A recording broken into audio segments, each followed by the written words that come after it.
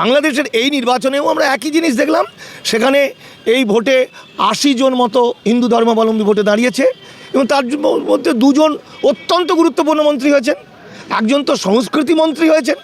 এটাতে নতুনত্ব কিছু নেই, কিচ্ছু নতুনত্ব নেই। এটাই ইসলাম সংস্কৃতি। এজন্যেই ওরা হজরত মোহাম্মদের বাহক। আমি বাংলাদেশও মুসলমান প্রধান হলেও সেখানে সমান মর্যাদা দেয় হিন্দুদের, এটাই ইসলামের শিক্ষা। শুধু তার চাকরি দিচ্ছে কত 25%, এই জন্যই তারা মুসলমান। আর আমার বাংলায়, আমার ভারতবর্ষে 14% থেকে 15% হচ্ছে মুসলমান, সেখানে চাকরি কত 1.5%। অর্থাৎ বাংলাদেশ ইসলামের যেটা বিউটি, সেই বিউটিটাই হচ্ছে, সৌন্দর্যটাই হচ্ছে যে ইসলাম কান্ট্রিতেও কিন্তু সমস্ত ধর্মের অধিকার।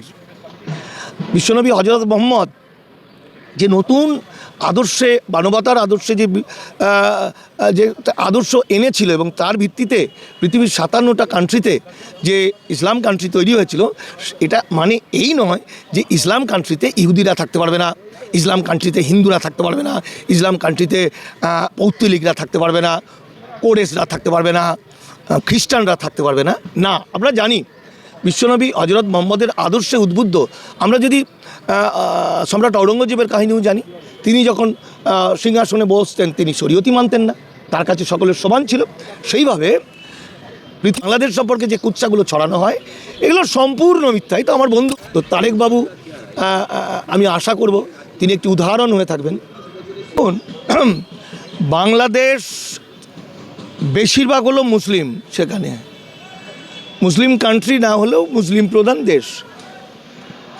আর আমাদের বাংলা মানে ভারতবর্ষ সংখ্যাগুরু মানুষ হচ্ছে হিন্দু। এই হিন্দুদের মধ্যে থেকেই এখন একটি অংশ, যেটাকে যারা বলছে তাদের আবার নিজস্ব একটা হিন্দুত্ব, একটা হিন্দু রাষ্ট্র ভাবনা থেকে একটা হিন্দুত্ববাদী সংগঠন চলে এসছে। এই যে আমাদের ভারতের যে বিজেপি হিন্দুত্ববাদী পার্টি, এই পার্টির নীতিগত সিদ্ধান্ত হচ্ছে ভারত হিন্দু রাষ্ট্র হবে, কিন্তু ভারতে কোনো মুসলমানকে রাখা যাবে না।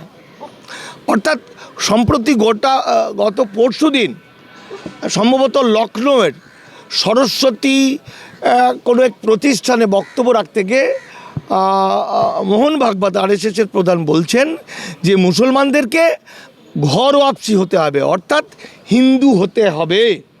আবার দিল্লির একটা খবর কালকে এলো, যেখানে মুসলমানদেরকে মেরে তাড়ানো হবে বা ভারত থেকে তাড়ানো হবে, এইটার উপর একটা প্রোগ্রাম হয়েছে, যেটা ভারত সরকার 63 লাখ টাকা খরচ করেছে। এটা হলো ভারতের মূল ফান্ডা এই সময়। তো এই জায়গা থেকে আমরা জানি যে লোকসভায় বা আমাদের কেন্দ্রের বিজেপি সরকার, ভারত সরকারের কিন্তু একজন এমপিও মুসলমান নয়, একজন মুসলমানকেও টিকিট দেওয়া হয়নি। কিন্তু কিছু কুত্তা বিড়াল মুসলমান আছে, ফ্যাপা ফ্যাপা ফ্যাপা ফ্যাপা ফ্যাপা করে, হারামগুলো, তারা বিজেপি করে তারা হয়ে গেছে রাষ্ট্রবাদী মুসলমান।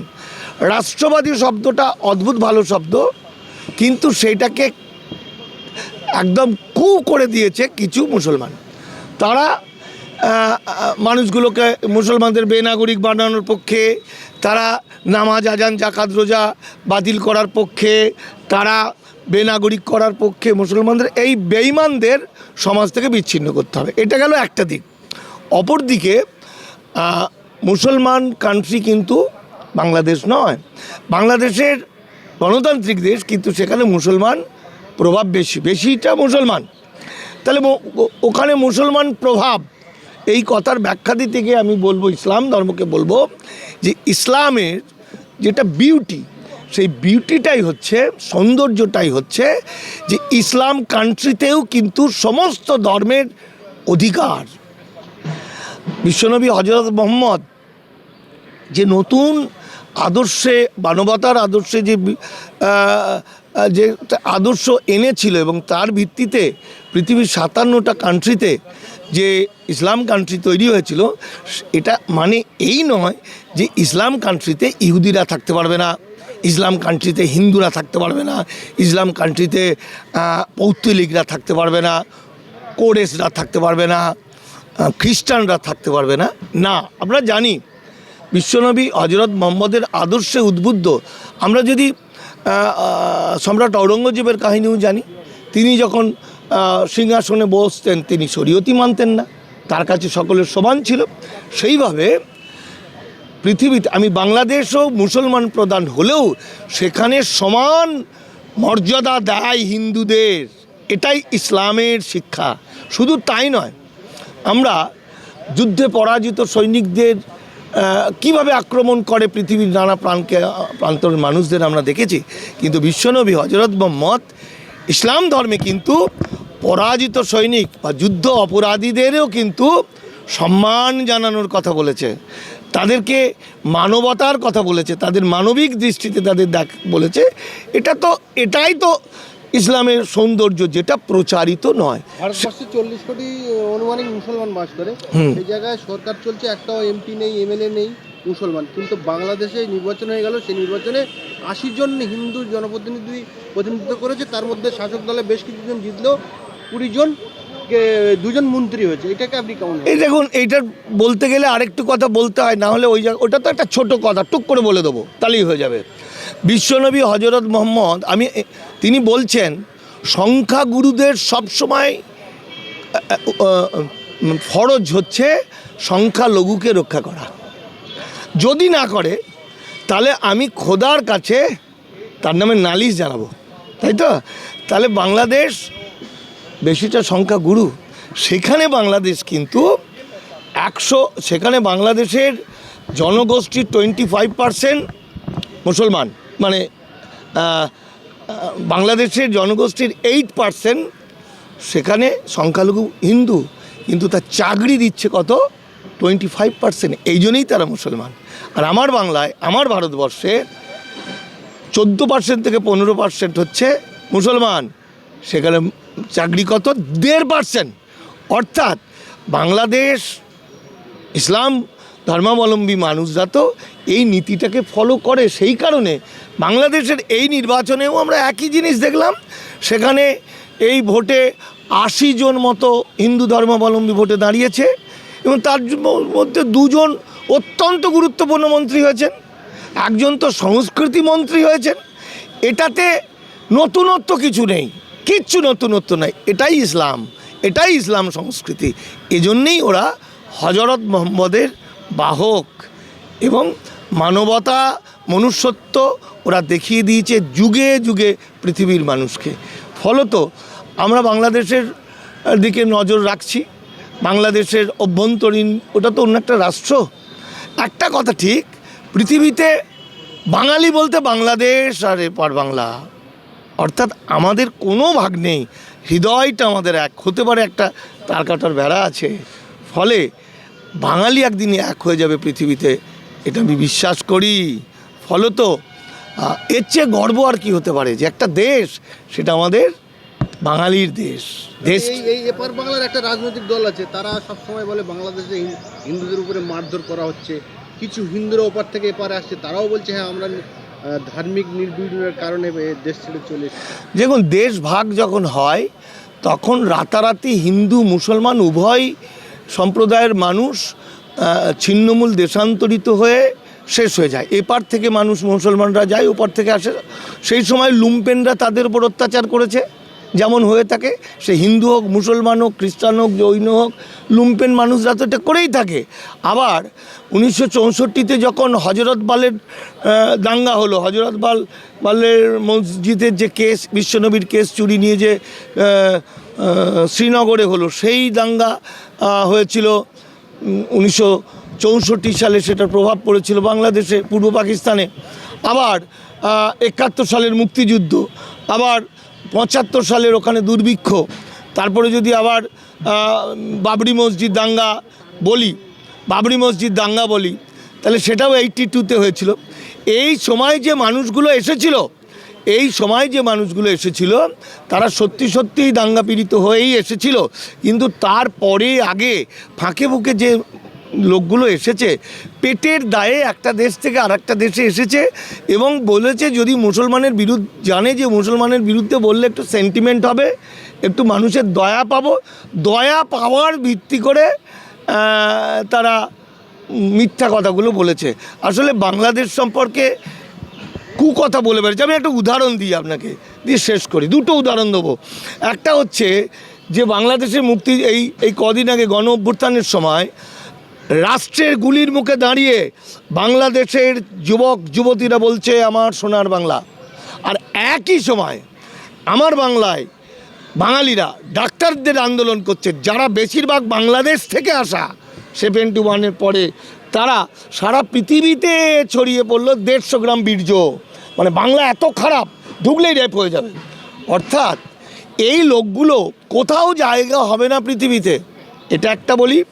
আর একটা হচ্ছে আমার পাড়ার, আমি যেখানে থাকি, একটা তৃণমূলের নেতা আছে, কয়েকদিন আগে মারা গেলেন। তো তিনি বাংলাদেশ থেকে যখন পালিয়ে আসছিলেন তখন একটা মুসলমানকে মার্ডার করে, এবং পালিয়ে আসার পরে ওকে কে বাঁচিয়েছিল? ও হিন্দু কিন্তু একজন মুসলিম দিদি, মেয়েকে দিদি বলতো, সেই দিদি জামাইবাবু ওকে বাঁচিয়েছিল, নদী পার করে দিয়েছিল। তো ওপার থেকে এপারে চলে এসছে, ফলে ও কিন্তু মুসলমান ওদের ক্ষতি করেনি, উপকার করেছে। এখানে আসার পর তৃণমূল হয়েও কিন্তু ও নিজেকে বিজেপিপন্থী ছিল, আর গল্পর চলে বলতো, গল্প করতো মুসলমানরা টর্চার করেছে, আমরা ধর্মীয় নির্যাতন কারণে এসেছি। আমি ওর নিয়ে একটা বই লিখছিলাম, তখন ও আমাকে সত্যিটা বলে ফেলে। ফলে বাংলাদেশ ভালো হবে এটাই স্বাভাবিক। বাংলাদেশের কালচার, বাংলাদেশের ধর্মাচরণ ভালো হবে এটাই তো শিক্ষা। বিশ্ব মানবতার প্রতীক হজরত মোহাম্মদের আদর্শে উদ্বুদ্ধ, এতে নতুনত্ব কিছু নেই। এতদিন মানুষকে জানানো হতো না, এখন মানুষ সত্যিটা জানছে। এই জায়গার সংখ্যালঘুদের উপরে যারা ঘৃণা করে, তারা বাংলাদেশের সংখ্যালঘুদের আপন করে নিতে চায়, সারা বিশ্বের সংখ্যালঘুদের আপন করে নিতে চায়। এদের বিরুদ্ধে কী বলবে? এই বাংলার, দেখুন, পৃথিবীর মানুষ মানে তার সঙ্গে মানবতা থাকবে। যে মানুষের মানবতা নেই, সারা পৃথিবী আমার দেশ, সারা পৃথিবীর অসহায় মানুষের পাশে আমাকে থাকতে হবে, তারা আমাদের আত্মীয়। কিন্তু বাংলাদেশেরগুলো খারাপ, অমুকেরগুলো ভালো, অমুকের এইগুলো যারা বলে, তারা মনুষ্যত্বে ধারে কাছে যায় না, তারা মানুষ নয়। তারা কিছু সাময়িক সুবিধা পাওয়ার জন্য কিছু মিথ্যা কথা বলে বাজার গরম করে। আসলে তারা হৃদয় থেকে বলে না, তারা কণ্ঠ থেকে বলে, তারা একটা বদমাইশি থেকে বলে, স্বার্থপরতা থেকে বলে। মানুষ যদি হয়, তার কাছে গোটা পৃথিবীর মানুষ, পৃথিবীর বিপদগ্রস্ত মানুষ তার প্রাণের মানুষ হবে, তার পাশে দাঁড়াবে। ফলে বাংলাদেশ সম্পর্কে যে কুৎসাগুলো ছড়ানো হয়, এগুলো সম্পূর্ণ মিথ্যা। এই তো আমার বন্ধু, মানে আমি বন্ধু বলবো না, আমার শ্রদ্ধার প্রাণের জয়েন্ট সেক্রেটারি সুদীপ্ত পোড়েল, বিখ্যাত লোক, এখন স্পেশাল সেক্রেটারি, উনি কিছুদিন আগে বাংলাদেশে গেছিলেন। এসে আমাকে বলছে, মানিকদা, বাংলাদেশ সম্বন্ধে যা শোনা যায় সব গুজব, সব মিথ্যা কথা। বাংলাদেশ খুব ভালো। এই যে তারেক রহমান নবনির্বাচিত প্রধানমন্ত্রী হলেন বাংলাদেশে, তিনি বলছেন যে হাসিনাকে দেশে নিয়ে আসতে, এর সঙ্গে আপনি কী বলবেন? আমি তো বললাম যে তাদের পেটে মাথায় তো বিশ্বনবী শিক্ষা আছে। বিশ্বনবীকে বিষ খাইয়েছিল ইহুদিরা, ষড়যন্ত্র করে মুসলিমদের ধ্বংস করার জন্য সারাক্ষণ ইহুদিরা করেছিল। কিন্তু ইহুদিদের তো বিশ্বনবী ঘৃণা করেনি, তাদেরকে তো জোর করে মুসলমান হতে বলেনি, বরং ইহুদিদের মানবতা দেখিয়েছে বিভিন্ন ক্ষেত্রে। তো সেই ইসলাম ধর্ম, সত্যিকারের যারা ইসলাম ধর্মাবলম্বী হবে, তারা মানবিক হবে, এটাই তো স্বাভাবিক। তো তারেকবাবু, আমি আশা করব তিনি একটি উদাহরণ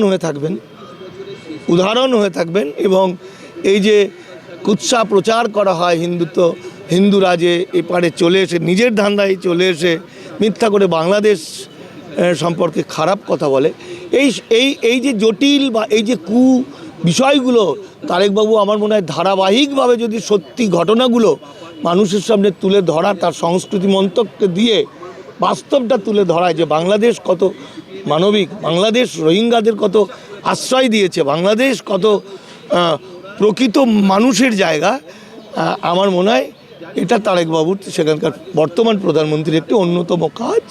এটাতে ভারতের মানুষ যেন সঠিক তথ্যটা জানতে পারে। বাংলাদেশের সম্পর্কে খারাপ কথা হলে আমরা যারা জানি, আমাদের ব্যথা লাগে, কষ্ট হয়।